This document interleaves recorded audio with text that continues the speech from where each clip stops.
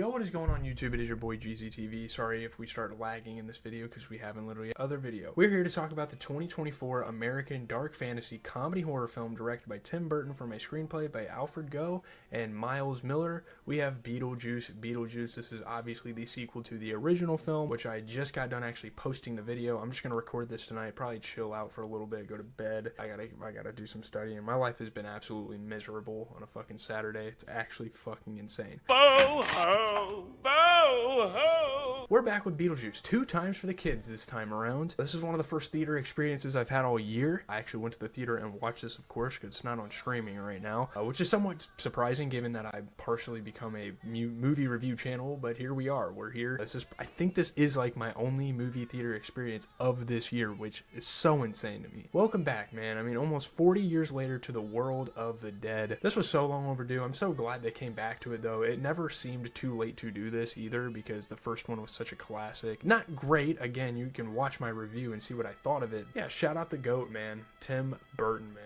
Another film under his belt. So getting into the premise, this movie follows what has now become 3 generations of the Dietz family. You know, obviously a lot of time has passed. It's been a while since the first movie took place, who all return home to where it all began, Winter River, after an unexpected family tragedy. So we're going right back where the first film took place. Obviously, that's very much appreciated. Pays homage to the original. Fans are going to appreciate it. Still haunted by Beetlejuice, Lydia's life soon gets turned upside down when her rebellious teenage daughter discovers a mysterious portal to the afterlife after meeting some guy, I guess. When someone says Beetlejuice's name 3 times, the mischievous demon gleefully returns to unleash his very own brand of mayhem. You guys know how that goes. You guys know exactly how this movie is. I mean, I'm assuming you guys have seen the first film and you saw my review of that one, otherwise you wouldn't be here. You could probably watch this as a standalone. Now we get the parallel between Lydia and her daughter. So great to see Jenna Ortega get another huge role here. In the first movie, Lydia was the naive yet rebellious one who fell for the spell of Beetlejuice, and now Jenna Ortega's character Astrid gets the same role here. Great move. I think that's a really good dynamic. I think they did a good job with that. We can discuss that maybe. Will Astrid meet the same fate her mother met, or will she be the one that breaks the family curse and lead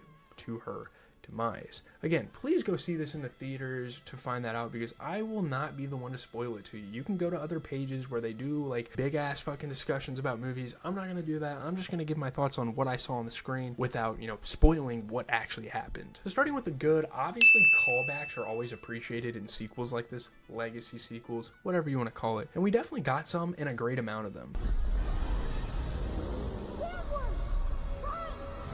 So kudos to the creators of this film for not forgetting where it came from. Again, it's obviously Tim Burton's creation, like originally, not really, but like he created the original film, so he's gonna know what to put in here. This is what legacy sequels are for, nostalgia, and you definitely get that here. You get that nostalgic feeling for sure. It also doesn't do too much in terms of the callbacks. Again, that seems to be a problem of a lot of legacy sequels, and that's not the case here. It pays homage to the first film while trying to become its own thing, which is greatly appreciated. That's awesome that they did that. And for Michael Keaton as well, just getting into him after all these years to go back to a role and debatably play the role better than he did in the original while getting more screen time, that is extremely impressive. Michael Keaton had an insane feat here. He took a break from movies like this and Multiplicity to work on some high caliber serious material, you know, getting into the Batman movies, getting into all sorts of like Oscar worthy movies and like very high caliber stuff, and he was able to come back here and just seamlessly transition. It's so fucking sick, you know, just comes back, plays a role like it's nothing, like it's literally 1988 at this point. I loved that about this. His antics, mannerisms with the character, absolutely perfect. Beetlejuice was great in this movie. Also, this movie could bring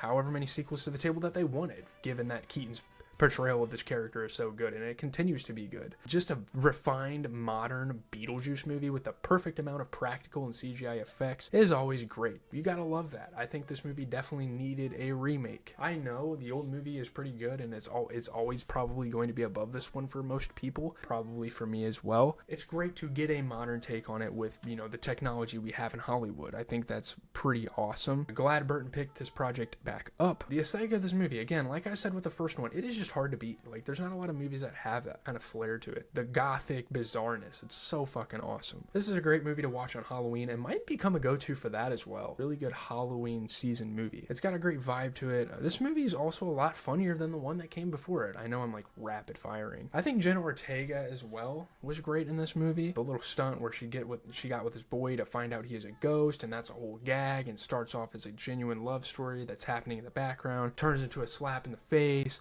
That whole whole thing was pretty fucking funny. I know it's kind of like a backhand to the audience because you didn't really want that and you didn't really expect that. Still, it's pretty awesome. Her being on Wednesday, she just had to get a role like this. You know, she has been on fucking fire. Jenna Ortega has been great. Again, just the vibe of the movie. It's a fun fucking time. It's definitely enjoyable. Like, I would watch this again. Pretty good stuff. So getting into the bad, this is going to be a bizarre segment because I have to put this in the bad. And this may be the first time I ever and maybe ever will do this on the channel. But a bad thing for me is that about 40 to 50% of this movie was fucking bleak. Like, completely forgettable. I don't think that's really the creator's fault either. I was just kind of enjoying my theater experience and just getting like a little too immersed into this thing. Is that a bad thing?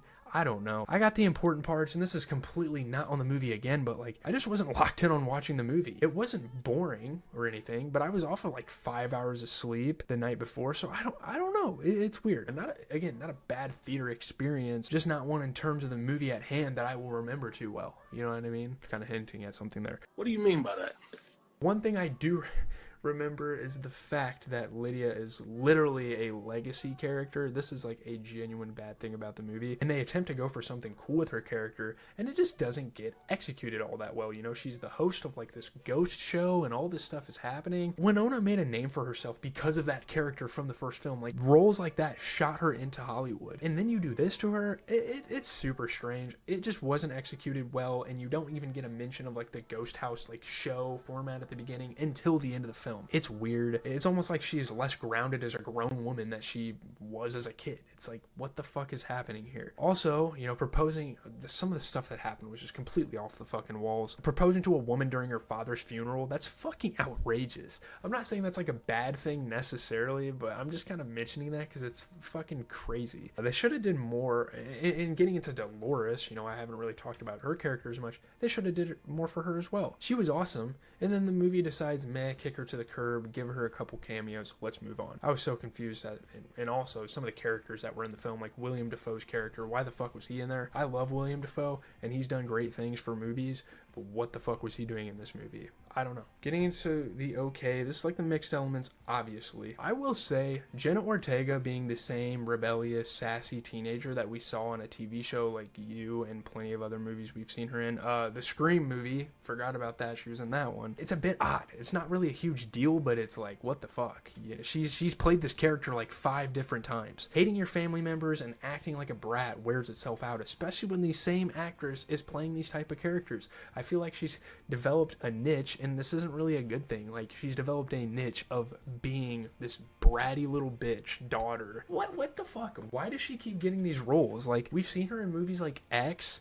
We've seen her in Wednesday. Why does she keep getting these shitty other roles? I don't get it. It's super weird. The whole bit with the dead father was strange. That didn't even make remote sense to me at all. They try to go for a lot in terms of the amount of different stories, but I didn't really care about that in all honesty, and it's not as bad as people make it out to be. Some of the stuff didn't make sense, but it's like, whatever. They laid excessive groundwork for sure, but again, the more the merrier for a movie like this, especially with how like lackluster some of the storytelling was in the first film. So let's get into the review. This isn't a movie I have a whole lot more to say. I mean, this might come off as extremely disrespectful towards the original film, like just kind of getting into it, and we can bring up that tier list, of course. I always forget that. This movie is definitely in the ballpark of the original. Like, it's definitely like remotely close in terms of like how well it was done. Has better quality, has a debatably better cast. I will obviously say the original was better, but don't be surprised if this movie creeps up there and ages well over time. You know, there's obviously a lot of gripes that people have with this movie. People aren't super enthusiastic about it. I completely understand that. You know, like, I think this is a movie that could age with time, and once you kind of get the Easter eggs and once you get kind of all the storylines and understand what's going on, I think this could be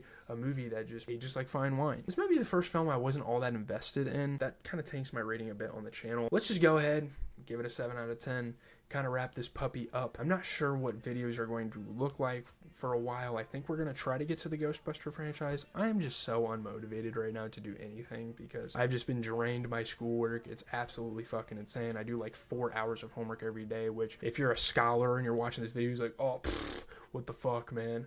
But like, dude, it fucking sucks. So I'm out, guys. Leave a like, comment, and subscribe. Really appreciate anyone who watches these videos. I try, man. The original Beetlejuice review should be out there. Of course, we're reviewing both movies. Make sure you go and check it out. And, you know, video game content could continue. Music content looks kind of bleak because I'm not sure who's dropping albums when. We will have to see what happens. Have a good rest of your night. Blah, blah, blah. Peace.